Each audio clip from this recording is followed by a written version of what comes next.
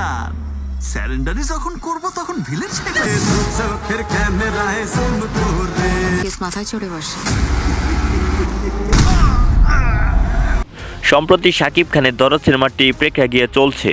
এরই মধ্যে শাকিব খানের আরেকটি সিনেমার শুটিং চলছে এবং এই সিনেমার নামটি হচ্ছে বরবাদ, যার পরিচালক হচ্ছে মেহেদী হাসান হৃদয়। শাকিব খানের বর্তমান লুক দেখে মনে হচ্ছে শাকিব খানের বরবাদ সিনেমার লুক হচ্ছে এটা। শাকিব খানকে বরবাদ সিনেমাতে দেখা যাবে অন্যরকম একটা চরিত্রে, যা বর্তমানে শাকিব খানের অন্য কোনো সিনেমাতে দেখা যায়নি। কিন্তু এরই মধ্যে আরেকটা গুঞ্জন উঠেছে শাকিব খান আবার নতুন সিনেমাতে চুক্তিবদ্ধ হয়েছেন এবং শোনা যাচ্ছে এই সিনেমাতে পরিচালক হিসেবে থাকবেন রায়হান রাফি। গেল কুরবানির ঈদে মুক্তি পেয়েছিল শাকিব খান অভিনীত তুফান সিনেমা এবং কি এই তুফান সিনেমাতে পরিচালক ছিলেন রায়হান রাফি। তুফান তো 2024 সালের সিনেমাকে বাজিমাত করে দেখিয়েছেন। তবে কি রায়হান রাফি আবারও এমন একটি সিনেমা করতে যাচ্ছে শাকিব খানকে নিয়ে, যা বরবাদকেও পিছিয়ে ফেলতে পারে?